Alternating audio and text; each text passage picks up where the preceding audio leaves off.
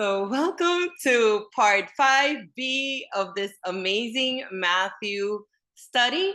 I'm super excited for this study today because we will be covering the last half of chapter 5, which, no, I'm not sharing. I forgot to share. Yes, thank you for the reminder, Stephanie. I keep forgetting to do this. But yes, like I said,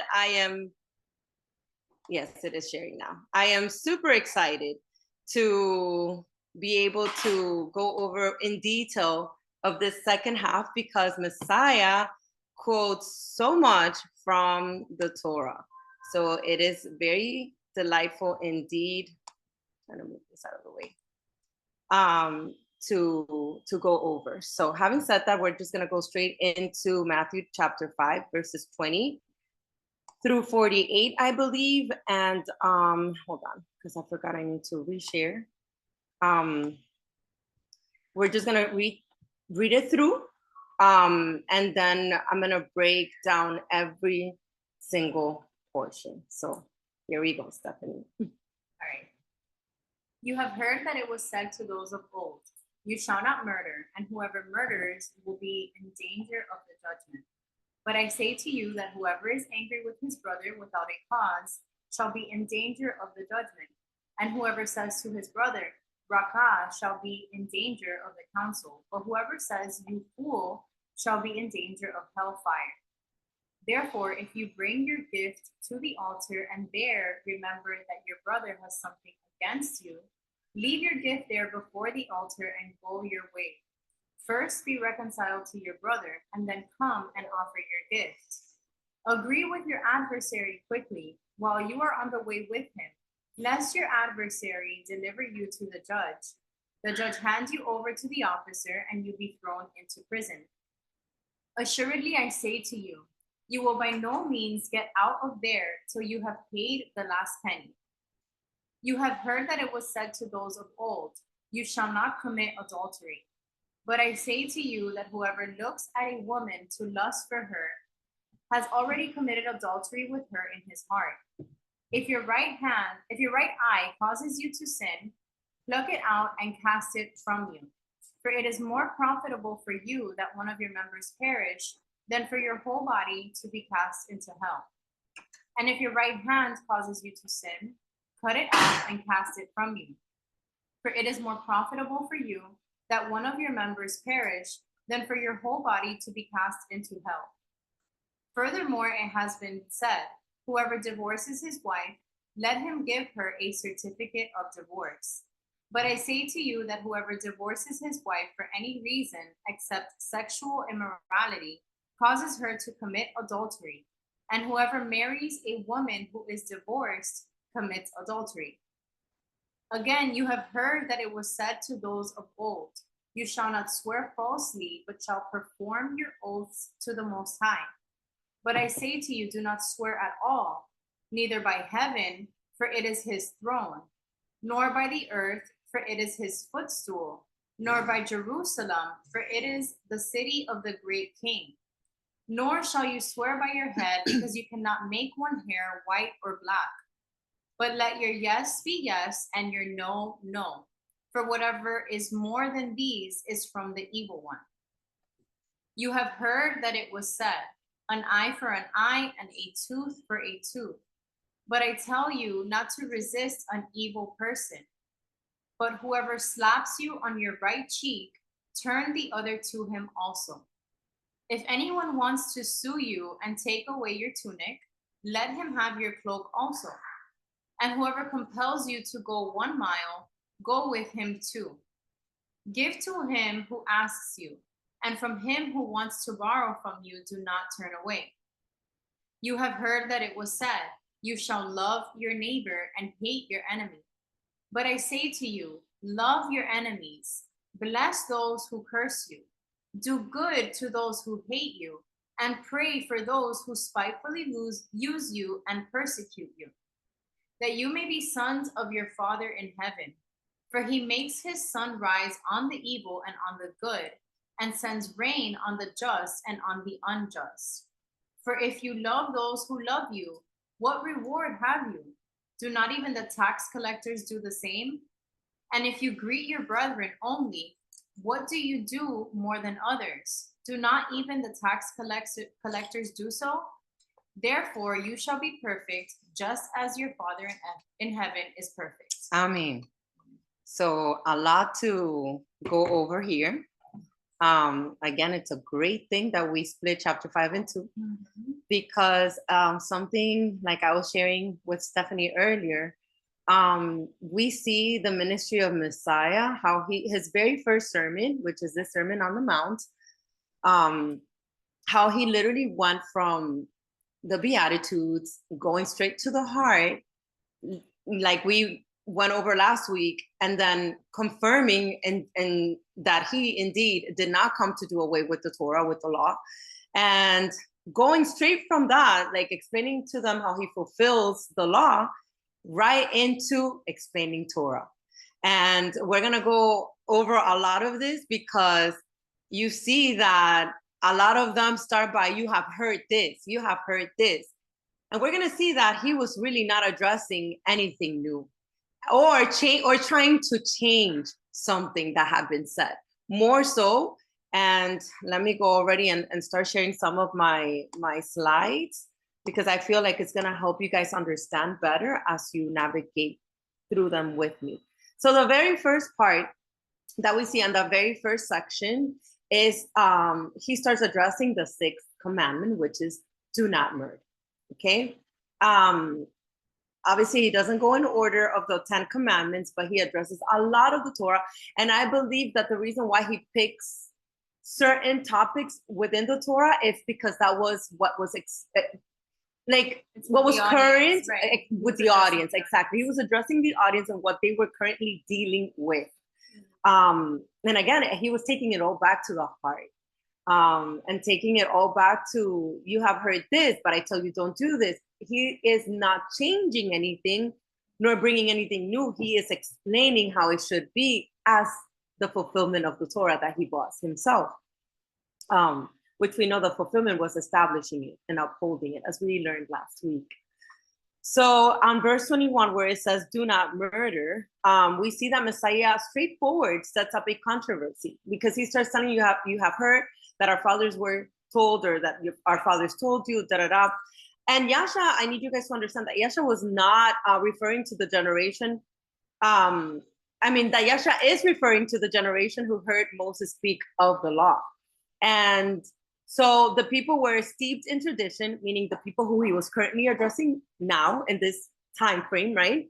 They were following after traditions of men. And so they had steered away from the essence of what Torah really was, right? The basics of Torah. Traditions can also be changed into rigid rules, and we've talked about this a lot, and doctrines then deemed holy. For example, Christmas. And I bring that topic into play because that is not a commandment, that is not Torah. However, we see in our day today how many will grab traditions of men and deem it holy now. Like, oh, I wanted, to do it for the Most High this way. Well, Messiah came to address these issues and say, no, this is not what you think. This is how it is. Yeah. Exactly. This is how it is. Or this is how it should be done. So he was explicitly explaining to them what each thing was. He was incorporating the love factor in he was speaking. Absolutely. And we're gonna, I'm gonna show you guys that towards the end of this, or middle end, you'll see how all it goes back to love. It all goes back to love. And I found this graphic on Google and I loved it because we've been talking so much about the spirit of the law versus the letter of the law. And I believe, anyhow, that this is where we are called to rightly divide the word of truth, right? Yeah. Into what part of the letter do we keep and what part of the spirit? And what am I trying to say with this? I'm not trying to say, oh, wait, is she saying not to do the law, the letter of the law? Not at all. That's not what I'm saying. But how do you rightly divide to know what is really important to do? And we spoke about this last week in terms of the weightier matters, right? What is truly important when it comes to love? Do we follow the letter of the law, or do we, like, for example, perfect example of that was Messiah. When he went and he was with the disciples, and the disciples got hungry, and it was on a Sabbath, right? And so he let them go and get themselves some grain because they were hungry. Yeah. So that's the part where I'm trying to explain to you. This is what we need to learn to do, which is rightly dividing the word of truth. And then going back to Matthew, bringing it back to Matthew 5, where he says, but I tell you, that doesn't mean that he's saying instead, do this. Okay, he's not saying instead do this and do away with the old. That's not at all what he is saying. Or he's saying in addition. So in the Greek, that little word there, "the," it's literally but and yet. In verse 21 through 48, where he speaks on do not murder, what Messiah is not saying is extending the meaning to something else, contradicting Torah or criticizing the way Jews understand it, or adding or modifying any rules. He was not doing any of these things. So I just wanted to make it clear. The spirit of the law and the spirit of the Most High worshiper are working together in the purpose and essence of the law. I hope you guys got that. I hope you understood that. Okay. Any questions, please let me know. I'm also going to go into some correlating precepts shortly, but I did want to cover the slides to bring a little bit more understanding before we connect them, okay? So again, we know he tells us do not murder, right? He reiterates that. And we know that anger is the root of murder, okay? Without anger, you don't get to murder, because in order to murder someone, which, by the way, a lot of people will say do not kill, but that is mistranslations, because we know in scriptures there were people who were sent to kill others with the Most High's approval, or more so with his commandment. So he never said not to kill, he said not to murder. Murder is very different than killing. Murder is literally killing someone for no reason. Yeah. That's what murder is. With malicious intent. With malicious intent. Thank you, Stephanie. So anger. Don't let the sun go down on it. Yes, and I put it here, Ephesians 4:26, because he literally tells you be angry and yet do not sin. Yeah. Do not let the sun go down on your anger, because that's what's going to lead you to commit like murder, for example, which is breaking the commandments. So we can, and we're going to see throughout all these different topics that Messiah covers, that he's going to touch on a Torah topic, but then he's going to go to the root of what's causing you to break that commandment. You get me? So that's what he's doing through this whole section of the half of chapter 5 here. So we can all keep from murder, but can we keep from anger, resentment, and hate? That's the question, because it's very easy to get resented. It's very easy to get offended, right? Very easy. And then when we entertain those thoughts and those things, that's what creates roots within our hearts that lead us to that extreme, you know? So conformity is not Messiah's standard, perfection is. And we saw it at the end of the chapter that he literally closes off this chapter by be perfect as my Father is perfect, right? So that is the goal. That is the goal. So is anger only wrong if it's without a cause? And I added some stuff here that I found on the web, because some translations, I know that NKJV does say without a cause, but some translation, it says that they don't include without a cause, right? And I quoted there, Origen and Cyprian in the 3rd century used copies of Matthew that would include without cause. My translation says without cause, so I'm going to go with that. And I'm going to show you exactly what it is that I'm talking about, so you guys do not get confused. Actually, go back here, just so you see what I'm talking about. Which is here, verse 22. But I say to you that whoever is angry with his brother without a cause shall be in danger of the judgment. And that's the part that I want to say. Some translations say that they don't render without a cause. So yeah, my NIV has a footnote that says some manuscripts say without cause. Okay, perfect. So that's that's why I added that in the slide, because just in case some translations might not have it.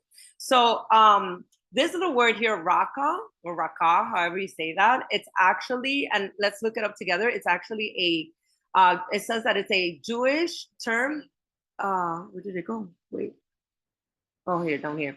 Like a Jewish saying that comes from the Aramaic, and it basically calls someone like, you're as good as nothing. Where is it? Verse 22. Oh, here, raka. So let's look for it together. It's gonna show you what it says of Aramaic origin. Yeah, empty, senseless, empty-headed man, a term reproach used among the Jews in the time of Messiah. And then if you click on the origin, on the root word here, it's gonna be more specific. It says like calling someone vain, empty, vain man, emptied, etc., etc. So, or like worthless. It's like another word for telling someone off. Yeah. I mean, basically calling somebody dumb. Yeah. Like, you're good for nothing. You're good for nothing. That's what I thought. Yeah, that's what I thought too. Like you good for nothing, which we tend to use a lot. And he's telling you, but look at the comparison here. And whosoever says to his brother Rakah, or like good for nothing, right? Shall be in danger of the council. So this is speaking of like the council of I was gonna say Nicaea. No, not Nicaea, the Sanhedrin, right?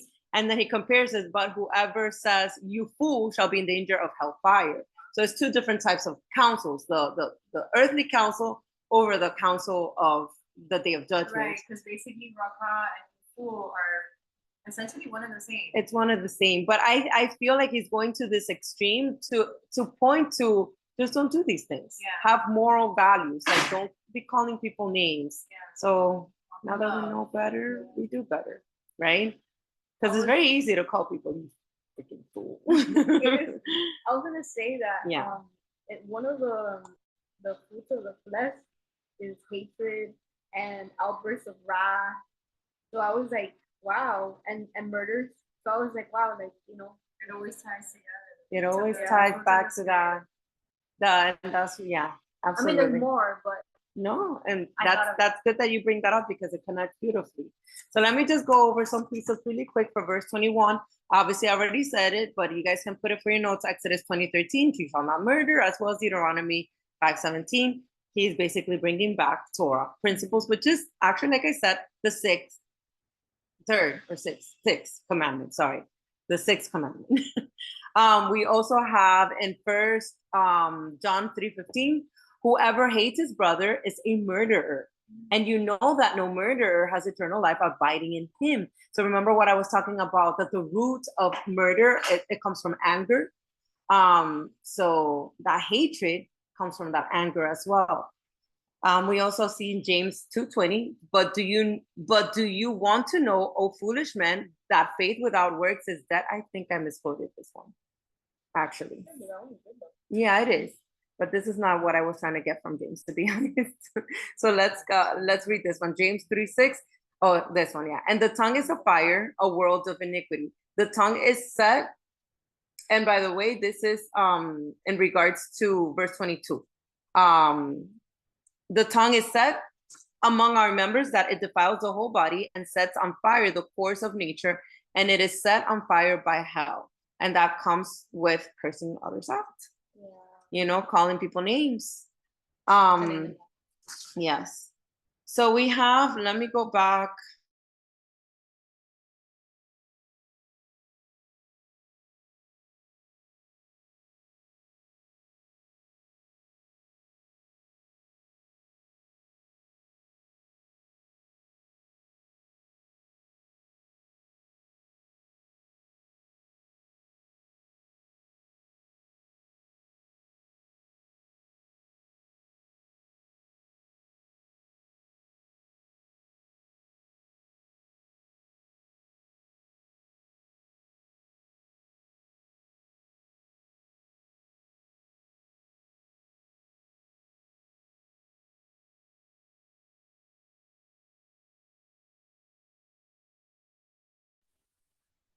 There you go.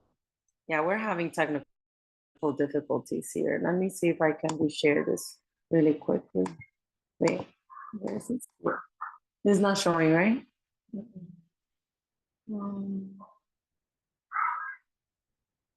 Oh yeah. Like, where is it? Okay. Not sure what's happening. All right, so let's do the share screen again. Like I was saying, my Safari disappeared. Oh my goodness. You have two. I mean, it shows that It's right there. Click on it on the bottom. But to it's see. not showing here in the Yeah, Safari. it's not giving you the option to share. No. Let me share this for now. If you share the whole desktop, No, but I think it kicked me out. Oh no, it's there. Screen, there. it says your screen sharing. Yeah. No, because the Canva, I mean, not the Canva, the computer wasn't seeing it. Now it sees it. Okay. All right. All right. The power of Christ compels you. Let's pray some blood of the Lamb over this internet tonight with these extra spirits floating. All right, let's do this. Let's do this. Where were we? Verse 23 and 24 about leaving the gift on the altar if you have something against a neighbor. And obviously it's giving a specific detail of the Torah. I do want to read the precepts first, and I'm going to go back to the Canva. So we have Matthew 8:4, and Messiah said to him, so that you tell no one, but go your way, show yourself to the priest, and offer the gift that Moses commanded as a testimony to them. And this is the gift that he is speaking of here also in Matthew 5, that if you have something against a neighbor, don't go and give this gift. That, which, by the way, when it says that Moses commanded, is because it's in the Torah, okay? And we see also 1 Samuel 15:22. Samuel said, has the Adon as great delight in burnt offerings and sacrifices as in obeying the voice of the Adon. Behold, to obey is better than sacrifice, and to heed than the fat of rams. And why do I add this here? I do want to share quickly in terms of what we are speaking. That, well, I put here what is perfection, because I don't know if you can see it here, but that is 2 Corinthians 13:11. And it says, finally, brothers, aim for perfection, and the Elohim of love and peace will be with you. And we know that Messiah said at the end of chapter 5, to be perfect, for my Father in heaven is perfect, right? So in this section of chapter 5, he's speaking about leaving your gift if you have something against your brother. And that word brother in the is not speaking of a fellow believer. If you look into the Strongs in the Hebrew, it literally stems from, well, in the Greek adelphos and in the Hebrew ak, it literally means brother in all of its forms. So a neighbor, yeah, to whoever, everyone, exactly. It's not just a fellow believer that you're going to treat right or wrong. Exactly. You have to treat everyone equally across. It doesn't matter what religion, what. Yes, yeah. Exactly. And so, and that's what he's asking. Like, this is not to say that he is making an exception, right? So Messiah is creating a standard in this chapter for perfection, because you see how he ended with be perfect as my Father is perfect, after he went over all these details from the Torah, okay? So he's going over these details, and then he's building a case for the need of salvation by grace, because we know that we're not saved by any works that we can do. So he's already setting the case because he knew who his audience was. And so on verses 23 and 24, he's basically leading the people to a reconciliation. What to do when anger is at work, right? There are higher virtues than making sacrifices, which is what we just read in 1 Samuel 15:22, that to obey is better than sacrifice. The value of temple worship and sacrifice is not being diminished, which is what he mentioned about the gift of Moses that I quoted in Matthew what? 8:4, yes. This is what this is talking about. He's not diminishing that, by the way. And in this case, I put the value of temple worship and sacrifice is not being diminished, meaning the Day of Atonement, as that this day atones for a person's transgressions against the Most High, but it does not atone for his transgressions against his fellow neighbor. And I think that's very important to understand, because no atonement that was done was to atone for his transgression against his fellow neighbor. Like, that was taken very seriously from the Torah, from the beginning. And so both the offended and the offender are obligated to seek reconciliation. That's the moral of this. So what Messiah is trying to highlight here is to, if you have anything against your brother, go and make peace and reconcile. Again, he's not telling you to go and become his best friend, right? Yeah. As many people have come and told me, oh, it's just really hard. That person has hurt me so badly. Like, he's not telling you go and, Be their best friend. and bring that person over into your life and give them access to you. And we're going to talk a little bit more about that later. It's more of reconciliation, and sometimes reconciliation doesn't even have to be face to face. It's literally from you letting that person go, forgiving that person, right? It can look very different for many situations and for many people. And I wanted to say that, like the Bible says, like out of the abundance of the heart, the mouth speaks.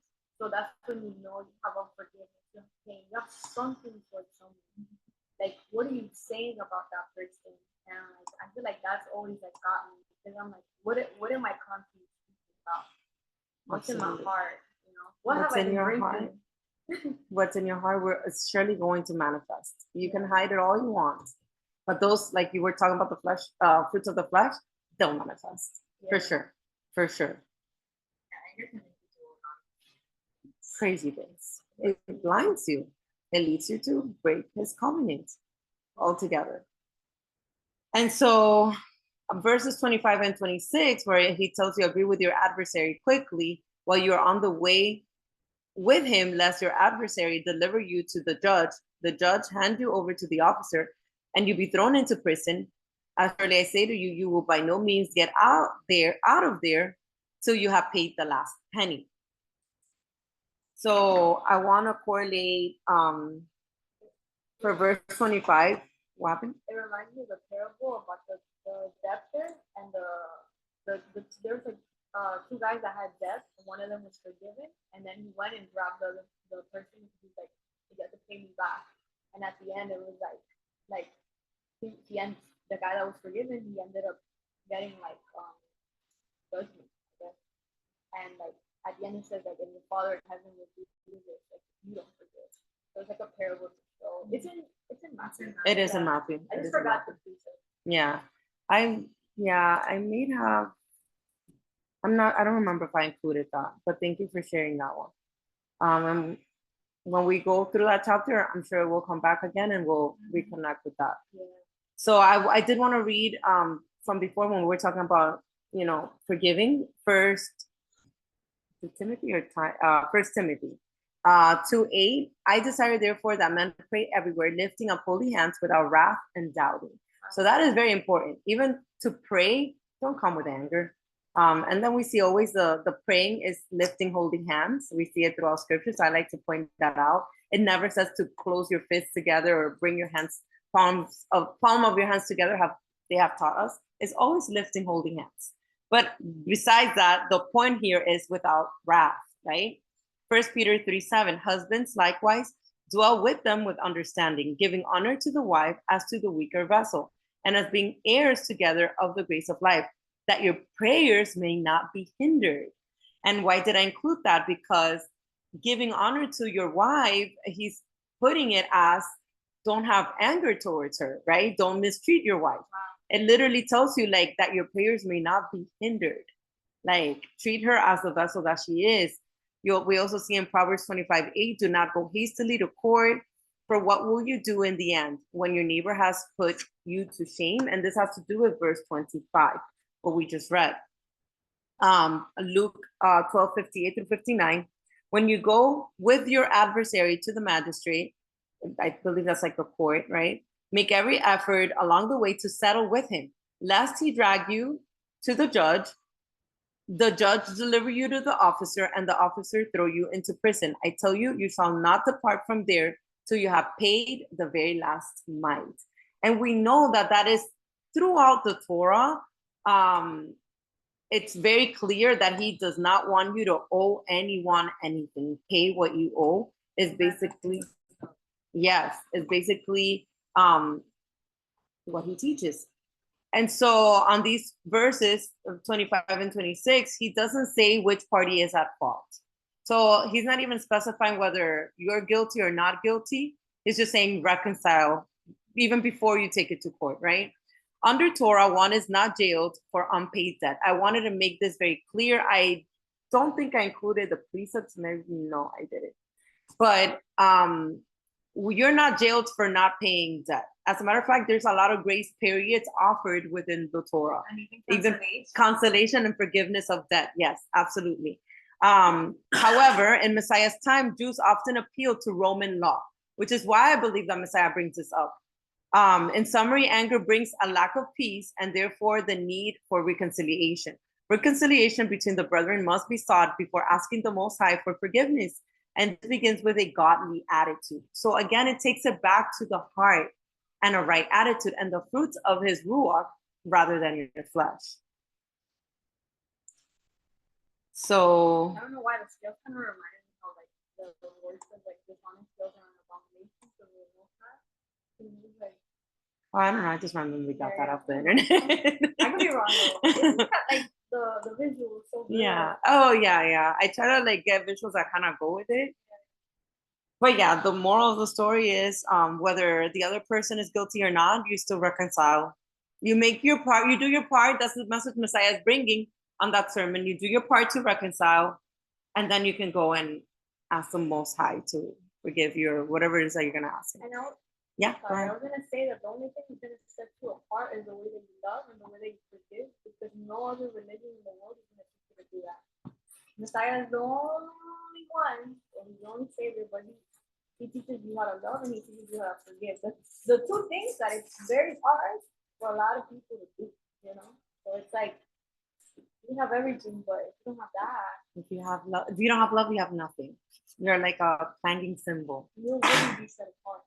You won't be, because the whole Torah hangs on those two commandments, right? Yeah. Thank you, Yasmin. I love that.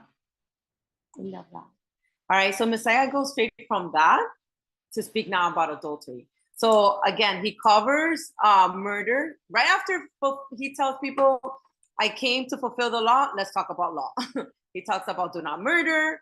Murder starts basically in the heart when you're angry, which is why he goes into whoever's angry with his brother without a cause, go and resolve that, right? So he's going straight to the heart, and he does the same now with adultery, which is why he takes it back to the heart, which the heart we spoke about last week. The heart is basically the mind. It starts in the heart. That's where the thoughts begin. And he says, you have heard that it was said of those of old, you shall not commit adultery. And again, he's quoting Torah. This is the 7th commandment. Is it? Well, I put it down, either the 7th or the, we'll look at it now, the 3rd or the 8th. Wait. We'll look at it now. It's not the 3rd. I said the 3rd by mistake. I have it on the slides, but we'll confirm them now. But I say to you, whoever looks at a woman to lust for her has already committed adultery, 7, has already committed adultery with her in his heart. So again, taking it back to the heart, to the root of what causes adultery, because before you even commit adultery, you've already thought it, right? And so this is exactly what I want to share with you.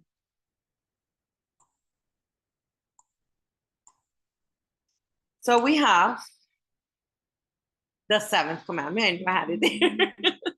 He continues addressing Torah topics, right? So 7th commandment is a directive. It's directive about sexual behavior and breaking covenants. Much of Christianity rejects this because they have rejected the Old Testament. Believe it or not.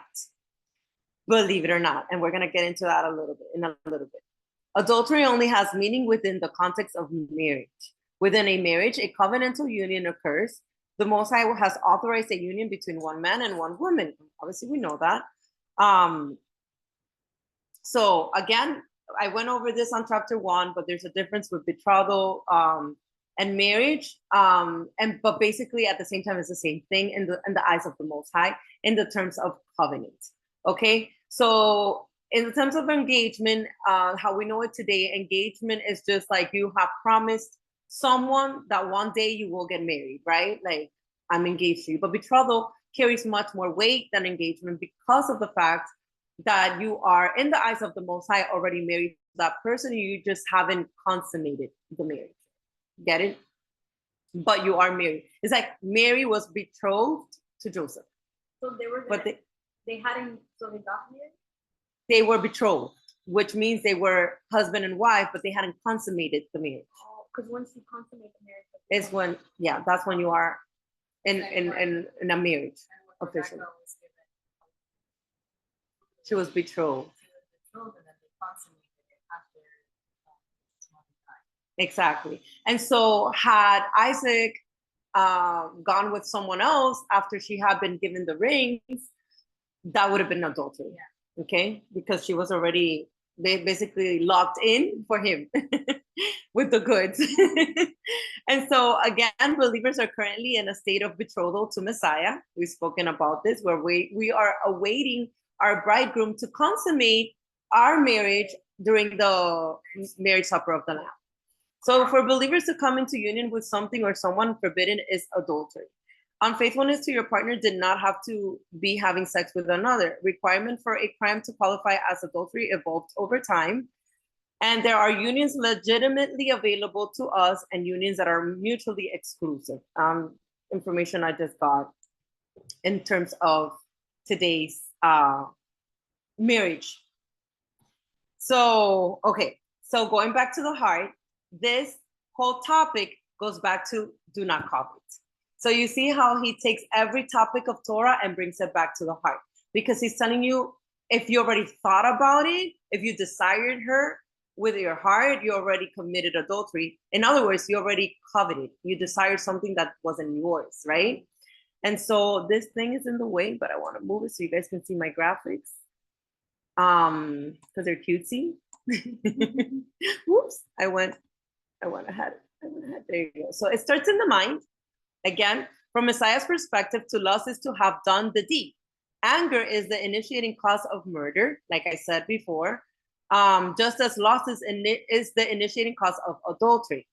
Messiah is speaking from the view of the 10th commandment. Coveting is a sinful state of mind, which the 10th commandment is do not covet. So again, it's not a new commandment here. He didn't come to bring new commandments. He was reiterating and fixing to the right mindset and the right approach in their times, right? So plucking out where he says, we're gonna go back to that again, but plucking out the right eye or cutting out the hand, how he says in the last part there, obviously it's a hyperbole since mutilation is prohibited in the Torah, but obviously he wasn't meaning it literal, right? It was just like to make a point that sin of lust is so serious that it is better to lose an eye or hand than your entire body. And so again, do not covet. I put this graphic here that I found because I thought it was really cool. It tells you that the 10th commandment was unique in the ancient world. It's the only law that legislates thoughts, not just actions. So I thought it was really cool. When I saw it, I'm like, oh, and it quotes it right there. It's very small, but it's Exodus 20:17. We're gonna go there now. I was gonna say that when we were talking about how like lust is gonna take you to a place of adultery, I was thinking about David and this I have that right here. We're gonna go there. When we're talking about the mind and the thoughts, I think about in the epistles, take every thought captive to the obedience of Christ, putting down strongly. Yes, it's Romans, I believe, right? Yeah.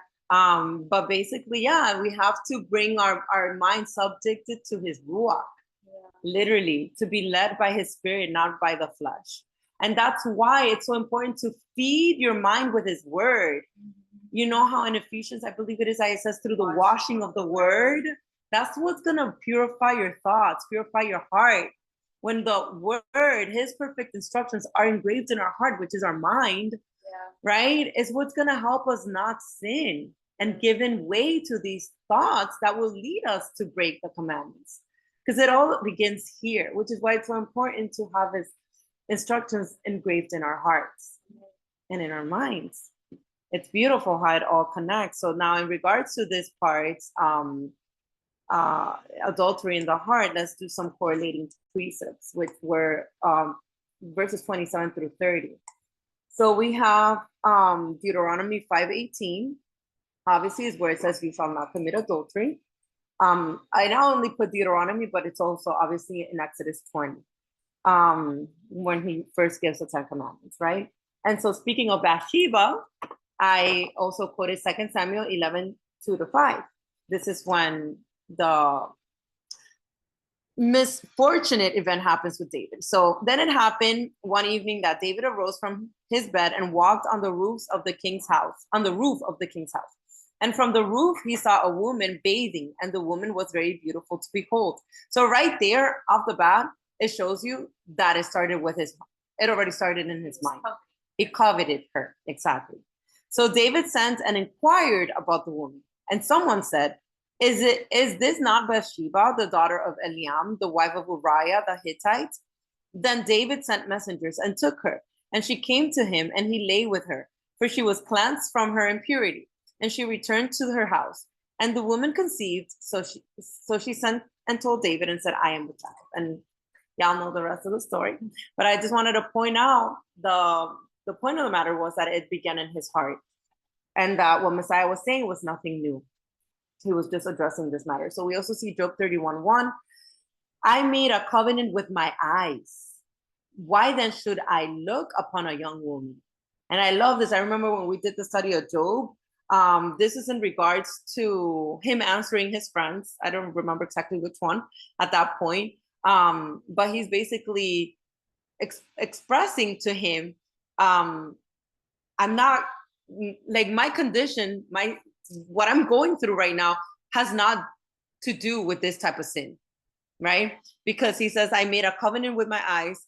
And then he's basically saying, like, I haven't even looked at a young woman. Like, so I just wanted to put that one in there because I think it shows how, again, the eyes have to do with the mind and the desires. In other words, he was saying, like, I'm not looking at anyone. I'm not desiring to be with anyone. Therefore, I haven't even sinned in that regard, right?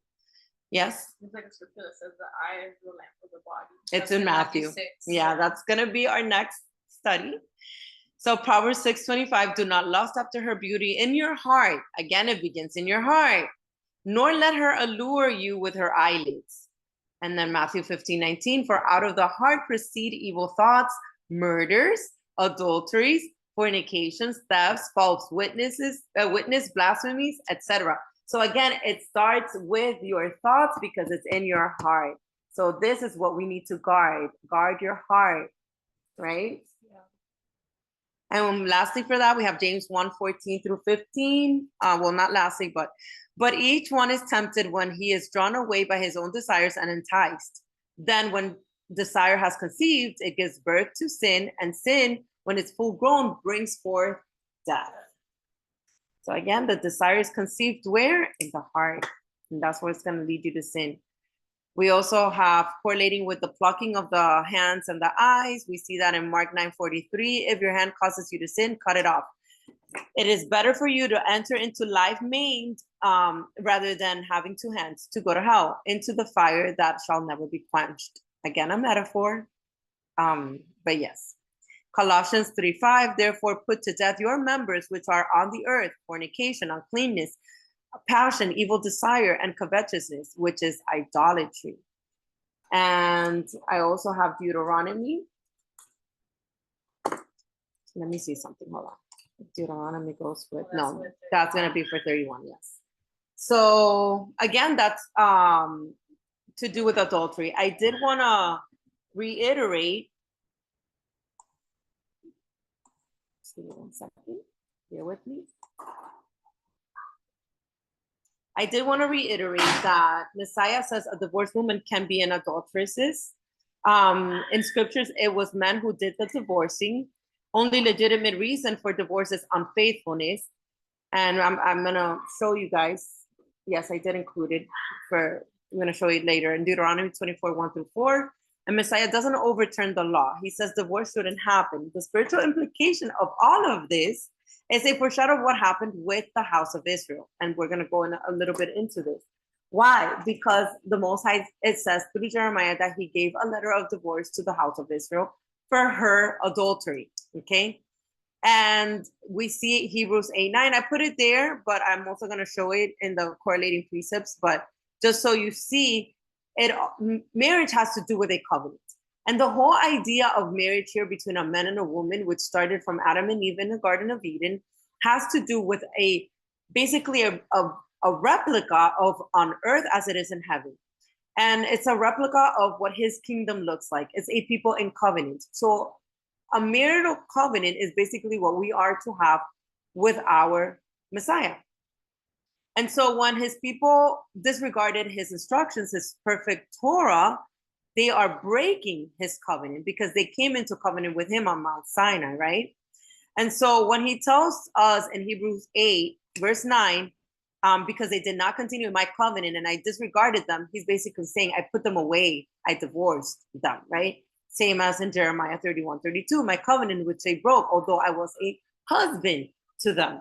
And so the whole idea here in Matthew 5, that he's saying a woman can be an adulteress as if the husband puts her away for no reason, is because divorce is not allowed just because. You know, you will cause your wife to be in adultery if you just put her down after she was in covenant with you. The Most High is basically saying, I take covenant very seriously, very seriously. Obviously, we live in a time now that I believe that we are in higher grace because of the fact that we're not in a righteous land and we don't have a righteous priesthood leading us to do all these things, you know, to the T, right? Following the letter of the law to the T. We can't. And so, for example, when I met my husband, I was already divorced. And same with him. He was already divorced from his wife. So is it to say that we are currently in sin? I believe, again, that we have had a level of grace because of ignorance, because we didn't keep Torah, we didn't know Torah, we didn't do anything of, not even close to anything in regards to that. And so, you know, to now say like, oh, you know, because a lot of people will take, I remember the first time I did the study, I think it was Eileen, I don't know, one of my friends were like, but, you know, but then that means that everybody's in adultery right now. And I was like, well, technically everybody is, because everybody's out of covenant. You know, everybody's out of covenant. However, that's where the death of Messiah comes in, to give us that, okay, that level of grace, but now that we know better, we do better, right? Amen.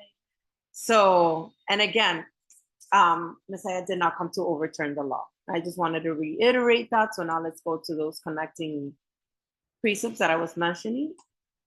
You guys wanted to share anything? Any questions? Okay, so in regards to verse 31, because he continues here speaking of marriage, whoever divorces his wife, let him give her a certificate of divorce, which is exactly what the Most High does with the house of Israel.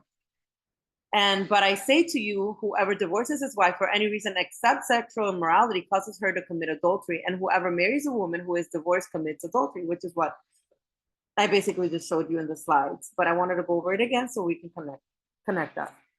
So Deuteronomy 24:1-4. When a man takes a wife and marries her, and it happens that she finds no favor in his eyes because he has found some uncleanness in her. Oh my goodness. In other words, he's not just putting her away because, oh, you ain't cute, you know, or you didn't, yeah, or you didn't like please me the way I expected you to, right? That's not the reason, right? It's uncleanness found in her. And I'm assuming the uncleanness has to do with adultery, right? And then it says, and he writes her a certificate of divorce, puts it in her hand and sends her out of his house. When she has departed from his house and goes and becomes another man's wife, if the latter husband detests her and writes her a certificate of divorce, puts it in her hand and sends her out of his house, or if the latter husband dies, who took her as his wife, verse 4, then her former husband who divorced her must not take her back to be his wife after she has been defiled, for that is an abomination before the Most High. And you shall not bring sin on the land which the Most High, your Elohim, is giving you as an inheritance. And obviously, like I said, it all has to go, it all goes back to how serious marriage and covenant is to the Most High. In other words, what he was trying to reiterate here, if the woman's already in covenant with another man, don't come and take her back. Like, even if the husband later dies, she's still in covenant with that man, right? And so that's why he is basically reiterating, and it goes back to showing the covenant that we have with him. It all goes back to that. And so Hebrews 8:9, not according to the covenant that I made with their fathers in the day when I took them by the hand to lead them out of the land of Egypt, because they did not continue my covenant and I disregarded them. So in other words, we have a new covenant with him, not that it's new sets of laws, but the new covenant is that now we are being redeemed, right? He had divorced us and now we are brought back into marital covenant with him. Jeremiah 3:1, they say, if a man divorces his wife and she goes from him and becomes another man's, may he return to her again? Would not that land be greatly polluted? But you have played the harlot with many lovers, yet return to me, says the Adon. So that basically confirms what I just read in Hebrews 8:9. He redeems her after she had played or she or us, us the church, had played the harlot. After the redemption from Mashiach, we return to him. Jeremiah 31:32, not according to the covenant that I made with their fathers in that day, is the same. Oh, it repeats it again. I took them by the hand. It's the same thing. My covenant which they broke, though I was a husband to them, says the Adon. Yeah, that's Hebrews not 8:9 is Quoting from that one, yes. But this one, I just wanted to show this part that says, yet return to me, because this is what he's talking about. That is not according to that covenant, because that covenant was broken, right? And to your point of saying that if we're under a higher grace because we're not in a righteous land, you see that in Deuteronomy, in the 4th verse. And you shall not bring sin on the land which the Most High your Allah is giving you. And over in the following 3 verses, you see how it's talking about, I led them out of Egypt by the hand. So it's like he took them out of sin and into his righteousness. And that's not the case for us now. That's not the case at all for us now. However, we're on our way there. Yes. Which is why we are to become perfect. Yes. We are on our process. But yeah, that's a very good point. That's a very good point. We have a higher grace, definitely because of that. We were born into iniquity already. It's crazy, like blinded, really. Yes, you were gonna say something. I was gonna say when we were reading that precept from Deuteronomy, I was thinking about how I forgot where it was, but it was that back then when a woman would cheat, they would put they would make her drink the bitter waters, and then if her belly swelled, like you knew that she had I think it's in Leviticus. It's in Numbers. Okay. Numbers. But it was like I remember, but if her belly would swell, then like it proves that she had cheated. But if she cheated on her husband, like a jealous spirit will fall upon the husband. So it kind of shows how it's like. But then I also think about how the Most High is very jealous when we commit adultery towards him. Well, I was gonna say that's actually exactly what Messiah went through, which is why he asked for the bitter the drink. I'm thirsty, and they gave him bitter waters. Yeah. We know actually that his belly swelled when he was on the cross. So it was all about him taking the price of the unfaithful bride, which is so weird. But let's continue. So Mark 10 verse 2, the Pharisees came and asked him, is it lawful for a man to divorce his wife? Testing him. And again, this is the Pharisees testing Messiah.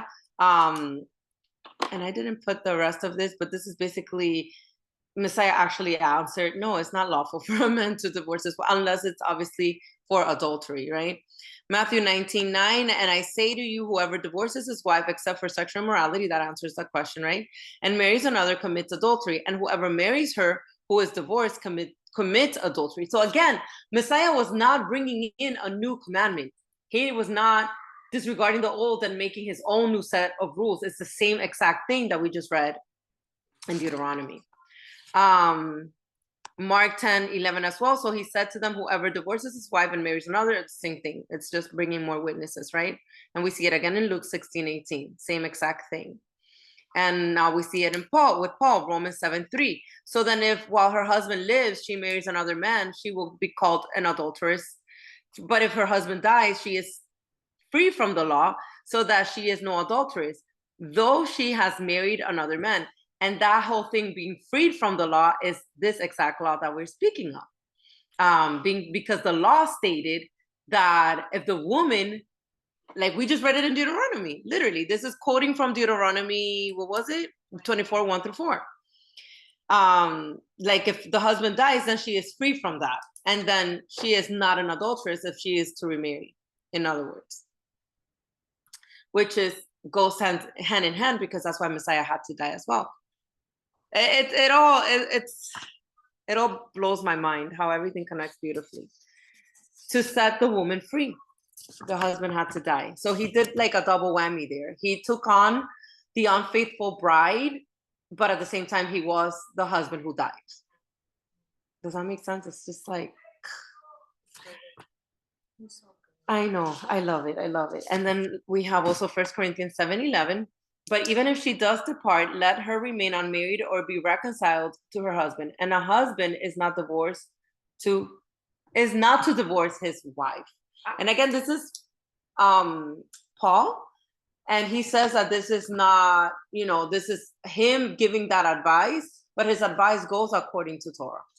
Just wanted to reiterate that. Yes. I was just gonna ask, let's say like there's two people married and like they're just not getting along and they separate for some time, but they're like, but we're not gonna get divorced. If they were to just separate for some time and not legally get like divorced, does it count as divorce? No. So the word never talks about separation. And as a matter of fact, most disciples were separated from their wives. Oh, but they were still married. Yeah. Separated not because of infidelity, by the way, not because they were doing ministry. Right, they were not doing life together. Like as long as that separation doesn't take you to breaking Torah. Exactly. To adultery. Yeah, exactly. That's a good point. Because the point of separation is not so you can be with someone else. Right. It's to take like time to. I just think of like people that go through like really painful things, like, and they're married. I'm like, what can I tell them? For example, there's women that go through physical emotional abuse. And honestly, separation, I think good counsel, because you're not saying go and divorce and marry someone else, but give yourself some room to grow with and heal, and pray for this person, because who knows, who are we to limit the Most High that he can save the partner who is hurting the other, so, but give yourself room to not continue,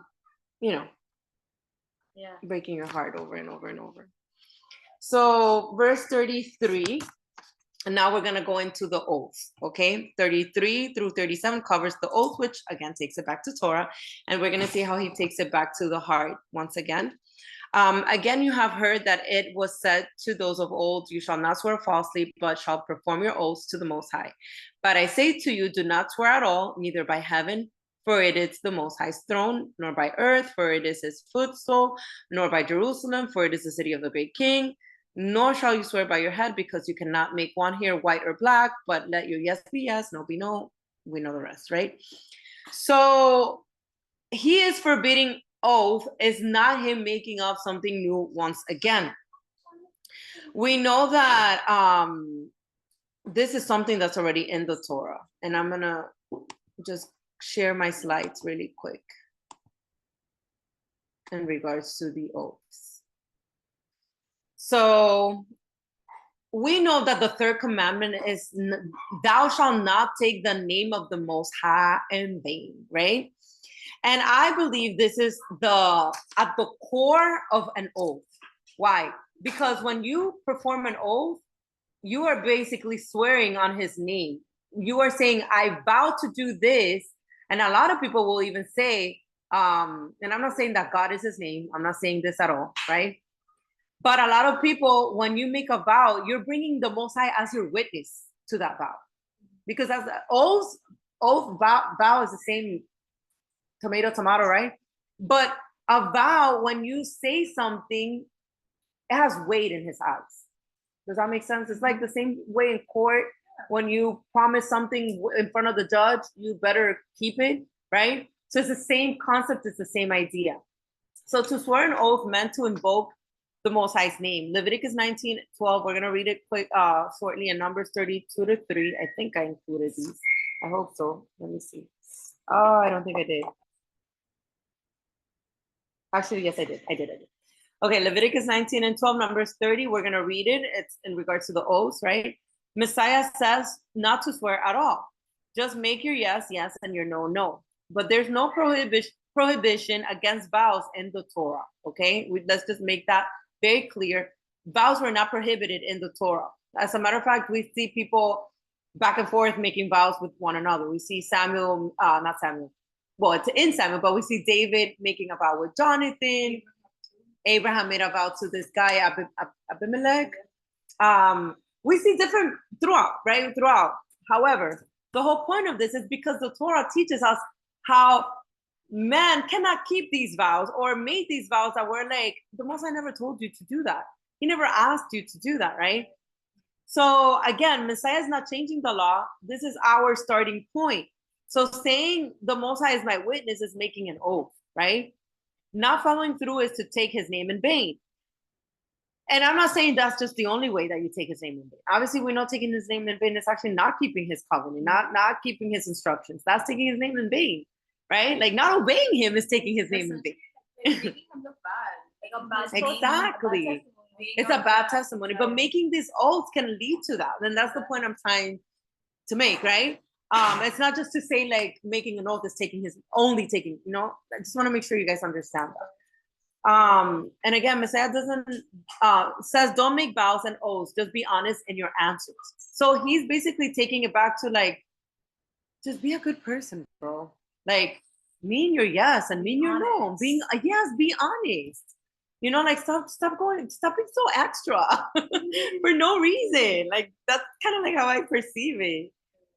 This is for the next topic. Okay, so let's share some connecting precepts with that really quick.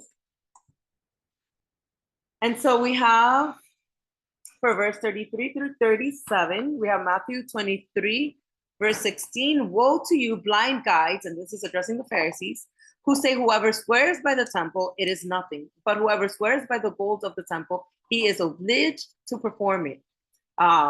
In other words, you keep swearing all these things, and now you better do it, right? Leviticus 19:12. This is the one where he speaks. And you shall not swear by my name falsely, nor Don't lie. Exactly. Nor shall you profane the name of your most high. I am the Adon. So you see how it links the oath with his name right there? That's the point that I was trying to make in the slide, which is why I put Leviticus there. It's not saying, oh my God. Like, yeah. No. I tell my children all the time, just saying, oh my God, is not taking his name. Right. To begin with, God is not even his name. And there's many gods, so you could be saying any God. but yes, obviously we're not, we're not to disregard either anything to do with him. Like, don't joke, even though like that's not his name, like I still try not to be throwing things lightly out there just because, but yes, we know that that's not his name at all. It's a title. But here's the thing though, many people think that's his name and will still use it, and I believe to them that's a sin. Wow. Because in their minds they really think that that's his name, and yet they're still using it. But you know what I mean? They're not like, that's a reaction. When people say that, it's like a reaction. It's not. Oh, no, I don't mean by saying, oh my God, that's not what I meant. I'm saying like when they swear falsely, like saying like, oh, I swear to God, I'm gonna do this. Like you're still. Yeah. I don't know. I feel like, again, I don't think that's his name, but then again, in your mind, you are still utilizing him as your witness. Right, like you're saying God, and you're putting your eyes up there on the throne. Like I'm swearing. Especially if you're lying. Yes. Oh yeah, that's definitely a big no-no. So Numbers 30, verse 2, if a man makes a vow to the Most High or swears an oath to bind himself by some agreement, he shall not break his word. He shall not do according to all that proceeds out of his mouth. So the Torah is very clear when it comes to these things. Deuteronomy 23, verse 23, that which has gone from your lips you shall keep and perform, for you voluntarily vowed to the Most High, your Elohim, that you have promised with your mouth. As well as Matthew 23, verse 16. Woe to you, I already read this. James 5:12, but above all, my brethren, do not swear. Hold on, my paper. Either by heaven or by earth or with any other oath, but let your yes be yes and your no, no, lest you fall into judgment. And again, this is James quoting from Messiah. Mm-hmm. And I believe that's it for this part. No, I actually, what did I put? Isaiah 66. Because of verse 34. Or oh, yes. That's why. Sorry. Verse 35, he's quoting from Isaiah. That's what I wanted to say. So no, yeah. So this part has been quoted from Isaiah 34 and 35 is quoted from Isaiah 66, verse 1. Thus says the Adon, heaven is my throne and earth is my footstool. Where is the house that you will build me? And where is the place of my rest? So he's just basically quoting from that, and I wanted to pointed out. Okay. So now verse 35. Let me see, this one goes down to 37. Okay. So I also wanted to read Psalms 48, verse 2. I'm actually not going to read that. That has to do with Jerusalem. So I want to go back to Matthew 5, verse 2, and then verse 19. Then he opened his mouth and taught them, saying, Whoever therefore breaks one of the least of these commandments and teaches men so shall be called least in the kingdom of heaven, but whoever does and teaches them, he shall be called great in the kingdom of heaven. And I just wanted to bring that back because Messiah wasn't by no way, means, or whatever, trying to teach against the Torah, but he was absolutely giving you off the bat before he even went into these Torah details, like teach them these things. And I do want to point something out. Because we're already here and I forgot to mention it last week. That word, whoever, it involves any person. Just wanted to say that. Whoever, I'm going to say that again, whoever. It doesn't say whether you're a priest or you are a woman. Whoever therefore breaks one of the least of these commandments and teaches men so shall be called least in the kingdom of heaven. But again, whoever does and teaches them, he shall be called great in the kingdom of heaven. So whoever, we are called to teach these things, in other words, to other people, not so we can gain a great name, right? But so that we can do his will and be obedient.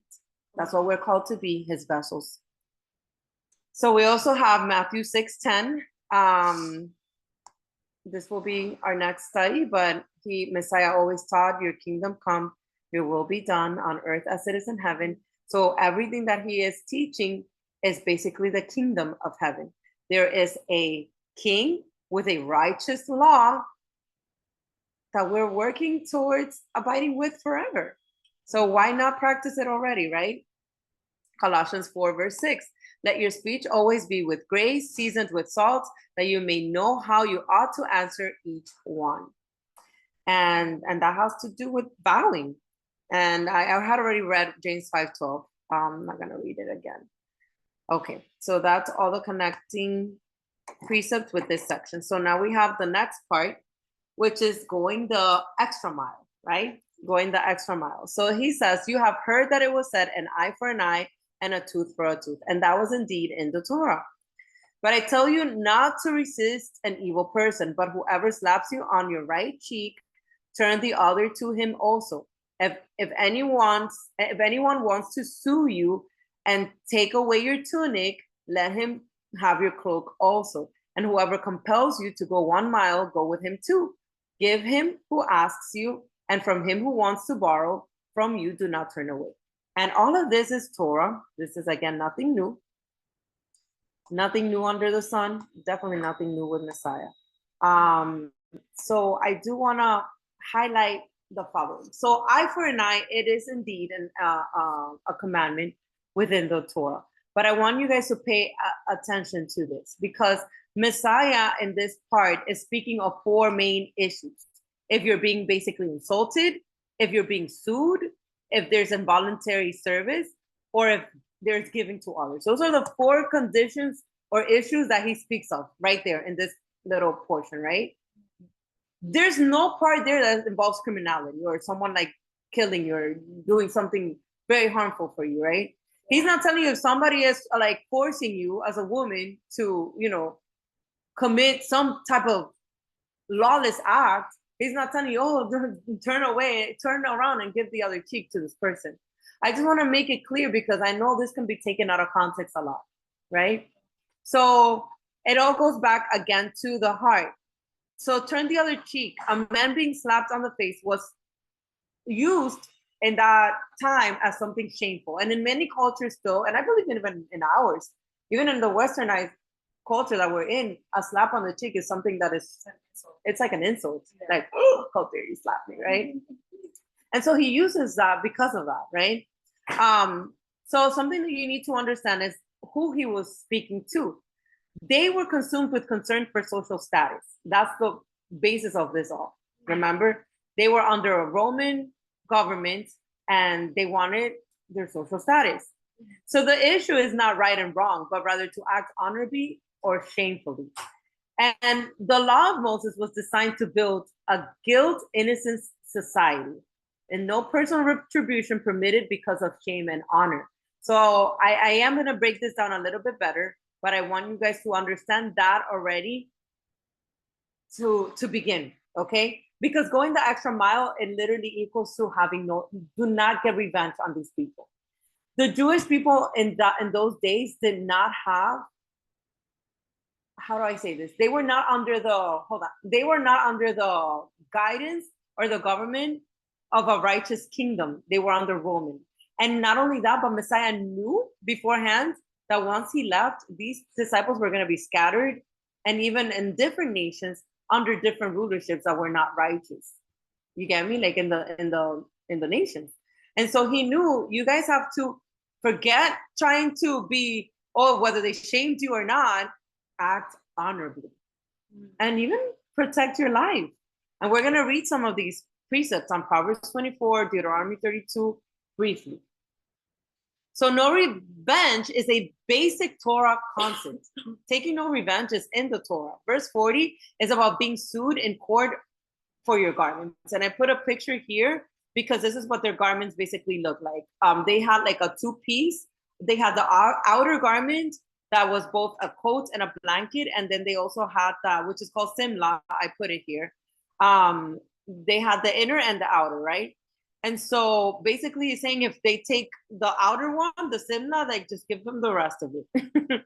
Basically what Messiah is trying to say. The bottom line is that Messiah's followers are to behave as the Father with compassion. Always have compassion for others. And I put whoever, I have put that word here in Greek is hostis. So whoever, again, is whoever, man or woman, person of authority or non-authority. Whoever is whoever. We just want to reiterate that. So the choice is to comply with grace or to rebel. Messiah must have addressed this because Jewish society was not behaving as they should. And we're going to read Deuteronomy briefly. So generosity was always meant to be the, and that was the whole goal of it. And I, again, give to the one who asks you and do not turn away from the one who wants to borrow from you. So yes, you want to say something? Yeah. So, okay, going back to the last concept we were talking about, how it says eye for an eye, tooth. So I know you stated one of the danger things that can happen, but like let's just say in a different scenario, this is danger in general. Like, you can't defend yourself, right? Yeah, that's exactly what I was saying. That's he shows 4 conditions. He's not talking about you are nobody's being attacking you. Yeah, yeah. He's showing you basically if there's an evil person, if someone slaps you, if someone is suing you, or if someone compels you to go the extra mile. He's not talking about someone's trying to kill you. Yeah. You get me? So he's very clear with that. I just want to exactly. And so connecting with that, we have verse 38, Exodus 21, verse 24, which is where he's verbatim quoting from. Eye for an eye, tooth for a tooth, hand for hand, foot for foot. Leviticus 24:20, fracture for fracture, and exactly almost the same thing. Deuteronomy 19:21, again, it's all over the Torah. So what he was quoting was indeed in the Torah. Proverbs 20, verse 22, do not say, I will recompense evil, wait for the Adon, he will save you. And again, this is the whole purpose of this, right? Do not recompense evil for evil, right? Luke 6:29, to him who strikes you on the cheek, offer the other one also. And again, this is the account on Luke that he was giving the Sermon on the Mount. Romans 12:17, repay no one evil for evil. Have regard for good things in the sight of all men. In other words, have compassion, right? And it all goes back to love. It all goes back to love. You're going to want to do something, but you're going to be like, but Abba's love. And you're just going to be so full of his love to like, I'm not going to do it. Because he loved me, so who am I to not love, you know? Or what's the point of taking revenge? Revenge is not mine, it's his. Yeah. 1 Corinthians 6:7. Now, therefore, it is already an utter failure for you that you go to law against one another. Why do you not rather accept wrong? Why do you not rather let yourselves be cheated? And that was Paul. 1 Peter 3:9, not returning evil for evil or reviling for reviling, but on the contrary, blessing, knowing that you were called to do this, that you may inherit a blessing. So there's rewards when we do these good deeds, right? Isaiah 50, verse 6. I gave my back to those who struck me. And this is a prophetic what's it, a foreshadowing of Messiah, by the way. So this is something already Messiah did. I gave my back to those who struck me, and my cheeks to those who plucked out the beard. I did not hide my face from shame and spitting. And this is again Isaiah, a prophecy on Messiah. Lamentations 3:30, let him give his cheek to the one who strikes him and be full of reproach. And that was Jeremiah writing in the book of Lamentations. So again, no new concept that Messiah was speaking of here. I just wanted to point that out. The point of the matter is that where it said in the Torah, eye for an eye and tooth for a tooth, you got to understand that they were in that time only being ruled by the Levites in a righteous country, okay? They had no other kings above them but their own people. So they could do these things. But it's like where we live today, here in Babylon. Try doing a hand for hand and foot for foot right now. You're gonna die. That's the first thing. You're gonna be sentenced to death, right? Death penalty. So exactly. So Messiah knew that, just have compassion, and you know what? It's not for you to put yourself in a situation that you're gonna be abused either. Yeah. That's not what Messiah was saying at all. Like how the word says, the meek shall inherit the earth. Like truly, It goes back to that. Everything Yes. that I was teaching, it was like, I'm telling you this, or please. Amen. And we see also that when Messiah was being, on his way to getting crucified, we see that in Matthew 27:32. Now, as they came out, they found a man of Cyrene, Simon by name. Him they compelled to bear his cross. So even in that, you saw people actually going out to help Messiah, which is having that compassion, even though they were going to kill him. Go figure. Proverbs 24:29. Do not say, I will do him just as he has done to me. I will render to the man according to his word. Notice that this is in the Tanakh, in the Old Testament. So again, a lot of people will say, oh, but Messiah, when he came, he changed things. No, he didn't. He was restating what was already written in the Old. So there's a difference, right? Proverbs 24. Okay, let me see where I am here. So, okay, verse 42. So we also have Deuteronomy 15:7-11. And this is in regards to, let me show you, in regards to where it says, give to him who asks you and from him who wants to borrow. And let me tell you, all throughout Torah, you're going to see that reiterated, to feed the poor, help those in need. It's in Abba's heart to love your neighbor, point blank. It's all throughout. And so we see it here. If there is among you a poor man of your brethren within any of the gates in your land, which the Most High your Elohim is giving you, you shall not harden your heart nor shut your hands from your poor brother, but you shall open your hands wide to him and willingly lend him sufficient for his need, whatever he needs. Whatever. It's not saying what you feel like giving, right? Beware lest there be a wicked thought in your heart. Again, it goes to your heart, saying the 7th year, the year of release, is at hand, and your eye be evil against your poor brother, and you give him nothing, and he cry out to the Most High against you, and it becomes sin among you. You shall surely give to him, and your heart should not be grieved when you give to him, because for this thing the Adon your Elohim will bless you in all your works and in all to which you put your hands. For the poor will never cease from the land before I command you, saying, therefore I command you, saying, you shall open your hands wide to your brother, to your poor and your needy in your land. It's a commandment.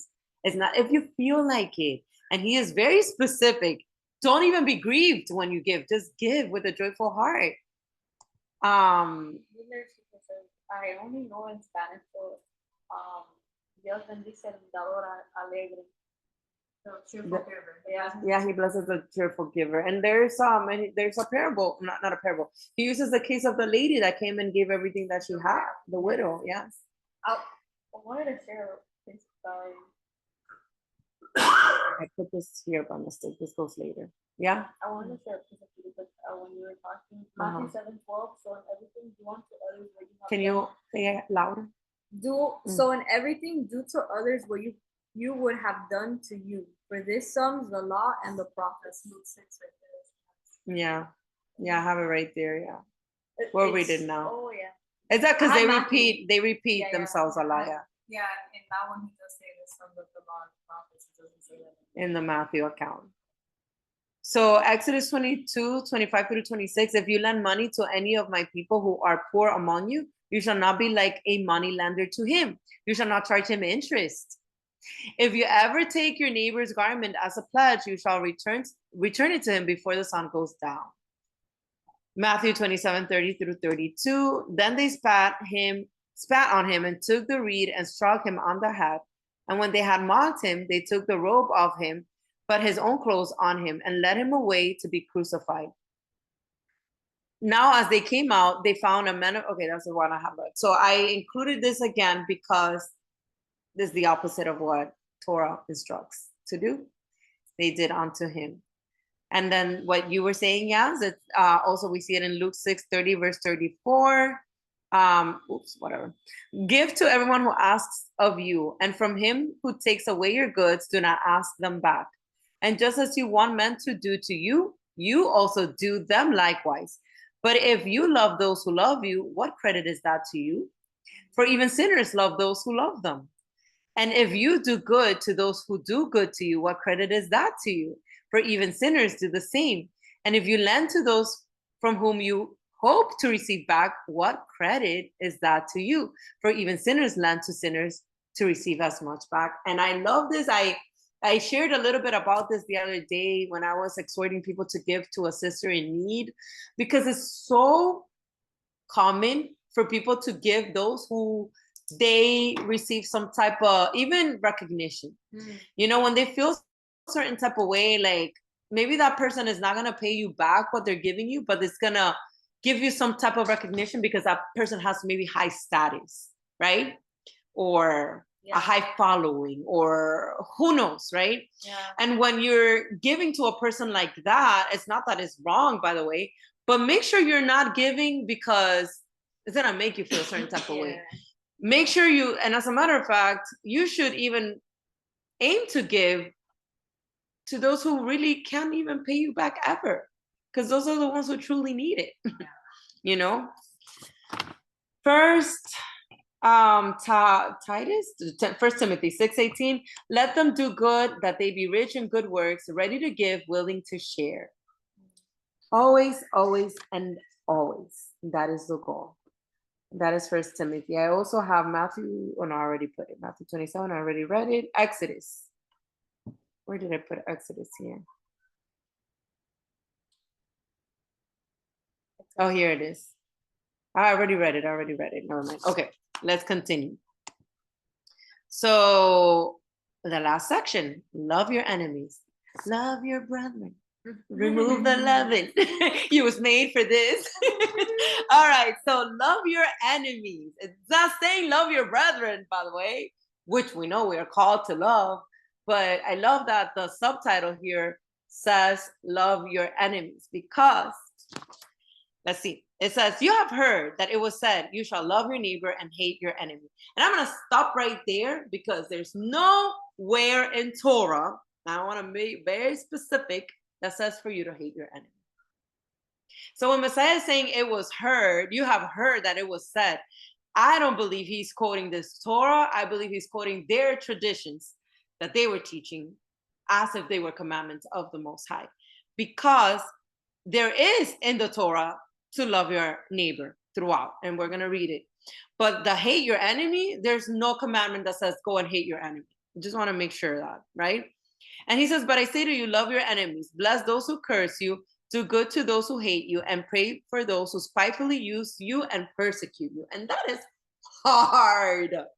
But we are commanded to do that for a reason. Let me just share before I continue the last few slides in regards to this topic.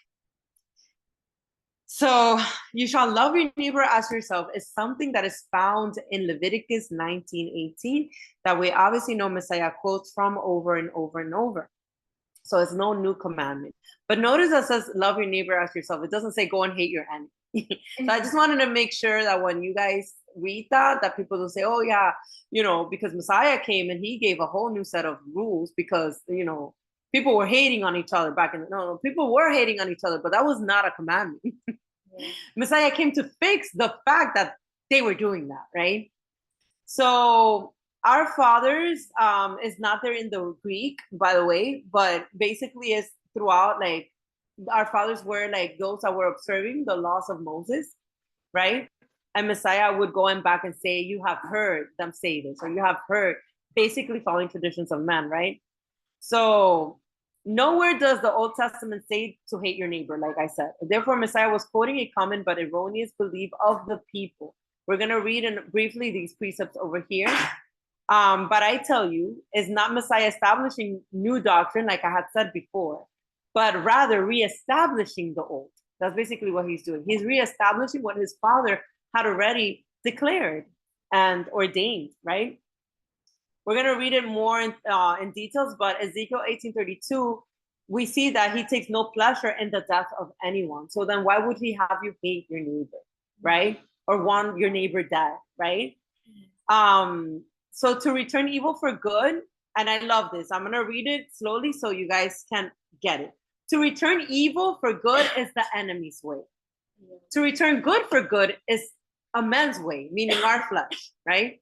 Now, to return good for evil is our Father's way. And that's what we should aim for. So our goal is moral, I forgot the L there, but it's moral perfection. It's right here up here, yes. Be perfect is not a new commandment of Messiah. We know that throughout the Torah, he would tell us, be ye holy for I am holy, which that's what perfection means. Being holy is being kodesh, set apart, perfect as he is perfect, right? So most believers believe that they are attempting to practice moral perfection. And I'm going to talk a little bit about that right now, because we were talking about that earlier, Yasmin. That's what I was telling you. So moral perfection is found in his word, his perfect Torah, not in traditions and customs or doctrines. So what sets us apart from the rest of the world? Because I was sharing with Yasmin earlier before you got here that there's many religions that practice moral perfection. Like a lot of these people show more love and compassion than many people who actually are believers, right? Like, for example, I'm going to use my father as an example. He's not a believer of the word, but yet he is such a loving and kind person. And my family can attest to that, right? And he shows a lot, believe it or not, of fruits, like, love. He's very giving, very selfless, very, and if you even go through Torah, you'll see a lot of like, man, he's keeping, without even realizing, commandments, right? Yeah. He's not lying, he's not cheating, he's not murdering, he's not, right? Yeah. But then, and I'm using my dad as an example, but there's many people who are like that, and many people in many different religions, right? But what separates us from the rest of the world? Besides the idol, yes. Besides the idol. Yes, that's a good one, because the idol brings us out of covenant. Love and forgiveness. But there's also people that have carried that, I feel, like in other religions. You want to know what I think it is? It's the way we are set apart. It's the way we actually, while the whole world is celebrating something tonight, we're not. It's the way we eat different. It goes back to idolatry. It really does. It really does. And in that, it goes with being in covenant. I'm thinking about Daniel and Babylon. Yes. Yeah. It goes back with being in covenant with him and understanding that we're betrothed to him. And so we're going to act different. And yes, it's not to say that, like, because a lot of people will tell me that, but there's so many good people out there doing these things. You're like, you know. And I remember Dee would say things like that, like, man, like my husband, or like, you know, she'll use people like, man, I read this and I see it in people. But what's truly setting us apart is we're actually being or attempting to stay or remain in covenant with him. I was also going to say it also goes back to loving him above all else. Because if you love him, you're going to be able to come out of that a lot. Absolutely. But if you don't, yeah, you're going to have all these good fruits and qualities, but you're not living for him. You're maybe doing it because, you know, you feel it. Yeah, I agree with you. And it goes, I think Stephanie nailed it with idolatry, because it all goes back to when you shall have no other gods before me is literally cheating on me. Don't cheat on me. Yeah. Right? And it's literally, it all goes back to idolatry, because we idolize ourselves. Like when we choose to do things, even as a decision of, I choose to not let go of certain traditions because I'm going to honor the Most High this way because I choose to, you're putting yourself in the center. The moment you did that, you're putting yourself in his place. Like, I choose to, you know, celebrate his birthday on December 25th because I choose to, right? It's not about him anymore. It's about you and what you are choosing. When he's giving you a list of commandments of how he wants you to honor him and how he wants you to obey him and love him, right? And not just him, but others. So it's more than moral perfection. It's engraving his perfect instructions in our heart. But yes, the goal is moral perfection, because the goal is to be perfect as his Father is perfect. So I do want to go through the last connections to this portion.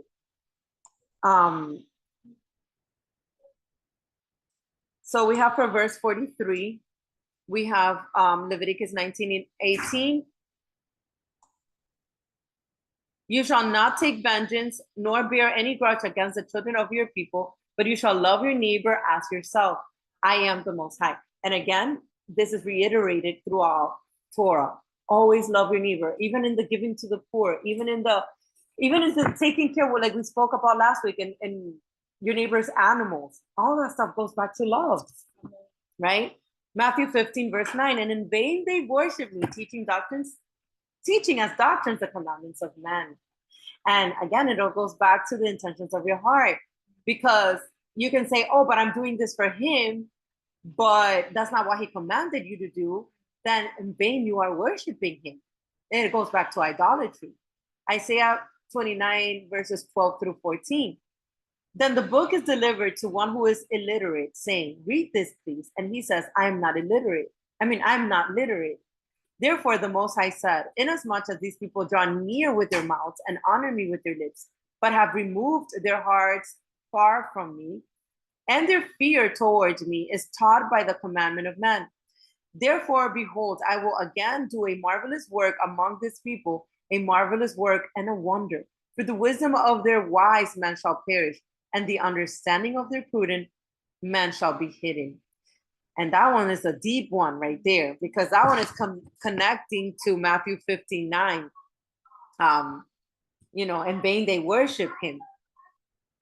Ezekiel 18:32 is what I had just read. For I have no pleasure in the death of one who dies, says the Adon. Therefore turn and live.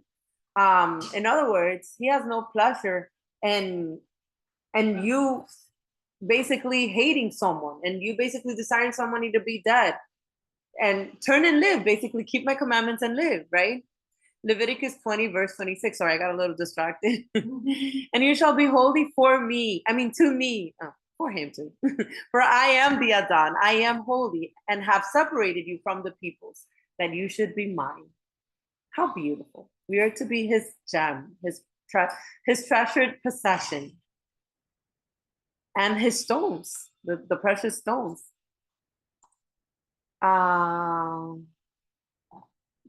Deuteronomy 23:3-6. An Ammonite or Moabite shall not enter the assembly of the Most High, even to the 10th generation. None of his descendants shall enter the assembly of the Most High forever, because they did not meet you with bread and water on the road when you came out of Egypt. So look at the condemnation he's giving the Moabites and the Ammonites, because they did not share their bread with their neighbors, basically, right? And because they hired against you Balaam, the son of Beor, from Pethor of Mesopotamia, to curse you. Nevertheless, the Most High your Elohim would not listen to Balaam, but the Most High your Elohim turned the curse into a blessing for you, because the Most High loves you. You shall not seek their peace nor their prosperity all your days forever. But notice still that it's still not saying go and hate your neighbor. Just want to make sure. Never says that. It never says that, right? As a matter of fact, it tells you to have compassion on them. Psalms 41, verse 10. But you, O Elohim, be merciful to me and raise me up, that I may repay them. And repay them here, I believe this was David, was saying because of their wrong deeds that they had done to him. However, it's still not saying, I hate them. Yeah. There is a part, however, I do want to point out that there is a part in the Psalms that David says, I hated them with perfect hate. I don't remember exactly where he says that.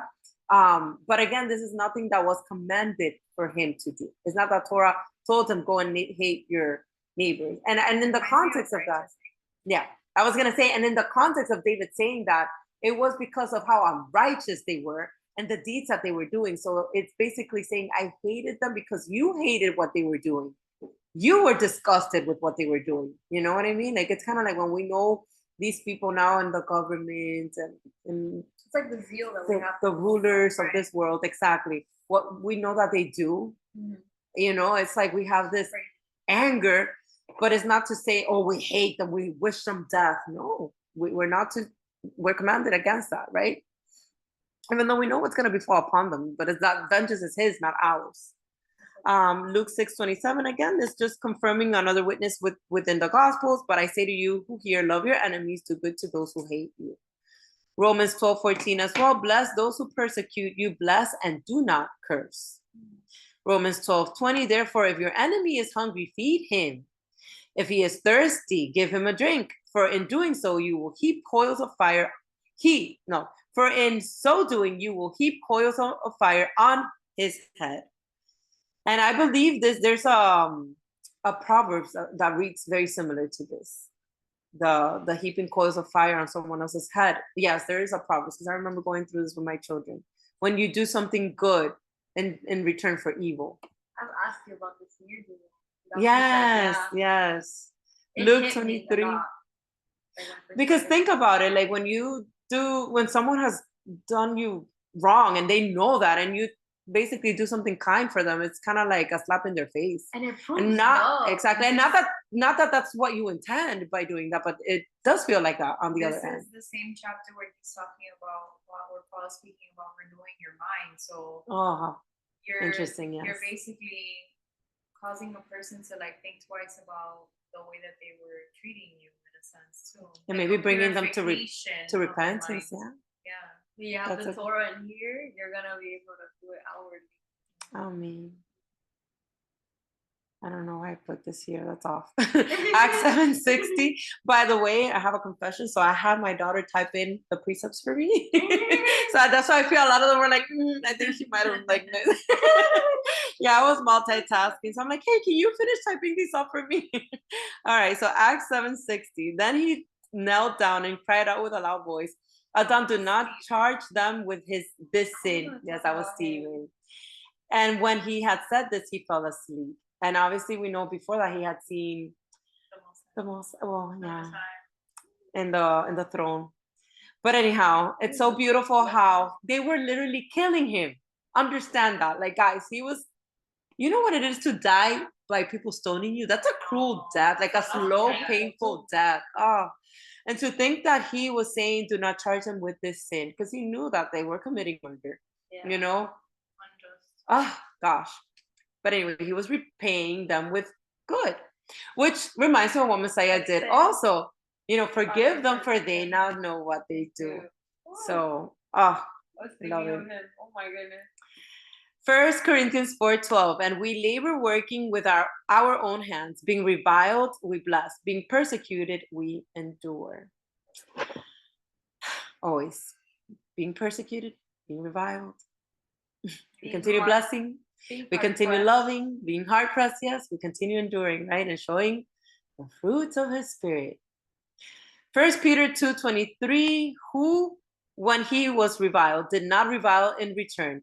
When he suffered, he did not threaten, but committed himself to him who judges righteously. And obviously he's speaking, Peter, speaking of Messiah, our Messiah, which is our greatest example to begin with. Like I'm gonna skip Job. Let me see what else I have here that is worth. I mean, all of them is good, but yes, I guess I'll read the Psalms. 65, 9 through 13. You visit the earth and water it. You greatly enrich it. The river of the Most High is full of water. You provide their grain, for so you have prepared it. Verse 10, you water its ridges abundantly. You settle its furrows. You make it soft with showers. You bless its growth. You crown the year with your goodness, and your paths drip with abundance. They drop on the pastures of the wilderness, and the little hills rejoice on every side. The pastures are clothed with flocks. The valleys also are covered with grain. They shout for joy. They also sing.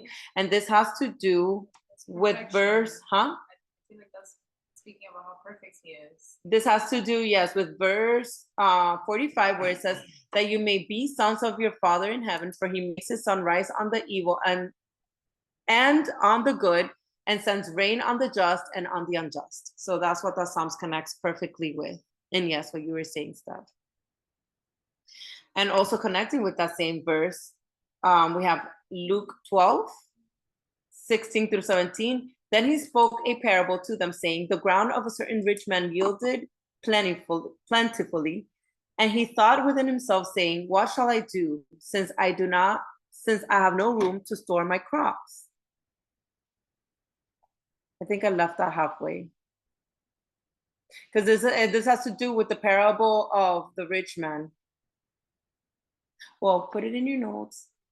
Continue reading it. Let's move on, because I'm not going to go back to it. So Acts 14, 17. Nevertheless, he did not leave himself without witness, in that he did good, gave us rain from heaven and fruitful seasons, filling our hearts with food and also good and gladness. And that again connecting with verse 45. And now with verse 46, well, that's just another witness on Luke, which is, but if you love those who love you, what credit is that to you? For even sinners love those who love them. That's easy. And that is very easy, to love somebody who loves you, to like somebody who likes you and is nice to you, right? Try to be nice to somebody who's like constantly getting on your nerves. Yes, who's trying you.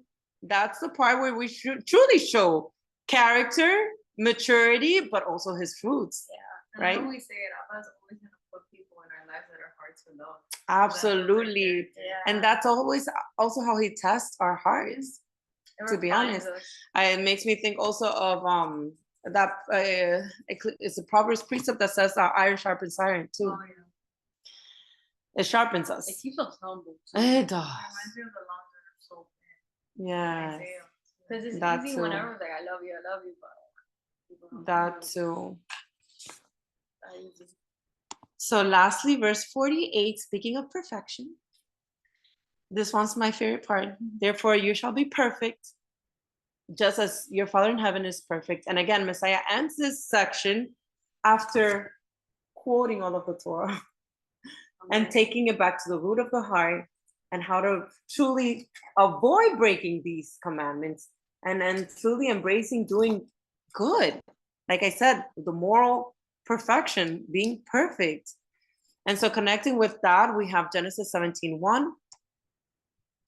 When Abraham was 99 years old, the Most High appeared to Abram, because he wasn't Abraham yet, and said to him, I am Almighty Elohim, walk before me and be blameless, meaning be perfect, right? And I forgot to add it here, but I believe it's Genesis 25 or 26, where it states that Abraham was not only righteous because he believed, but it says because he kept all my charges and obeyed my laws.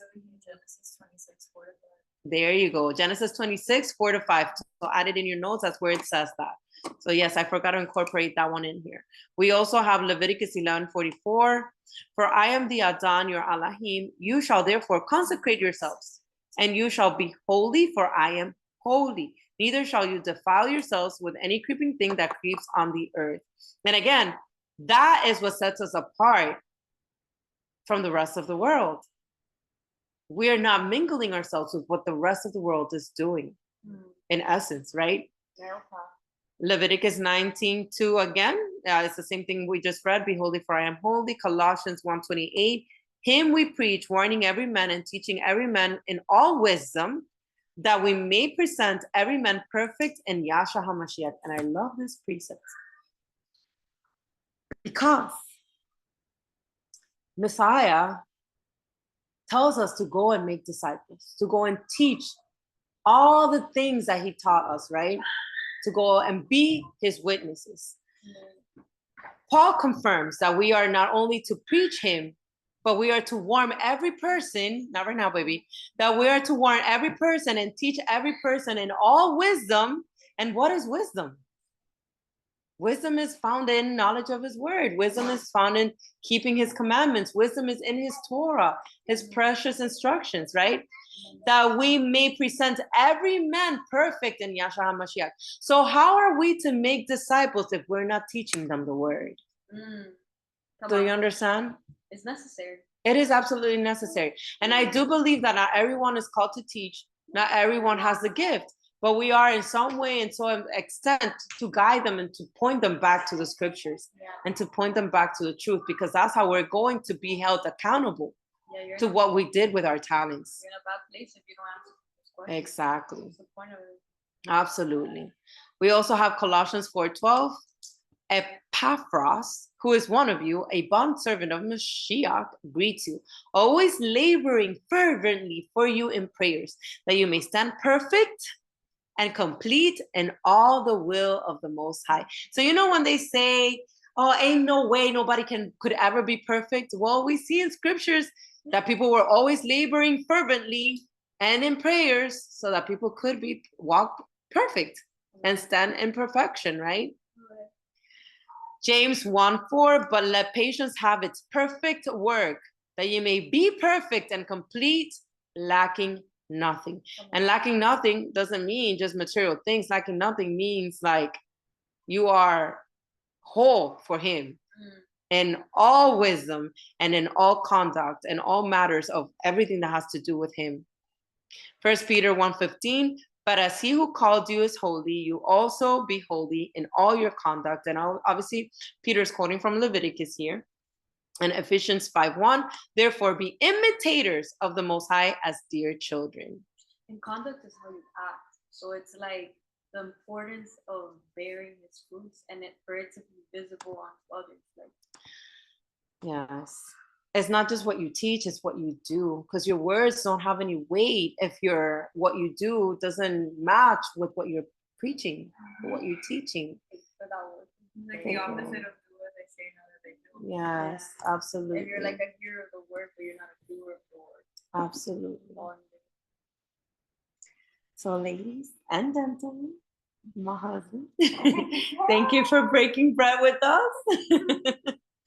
Thank you for joining in this study, and I pray that this edifies you and allows you to grow stronger in words and in deeds and good deeds, but most importantly, his word being engraved in your heart, and that it takes you to do exactly what he has commanded you to do, which is love him and love your neighbor as yourself. May you be Baruch. Much shalom to you all, always. Love you guys. Shalom.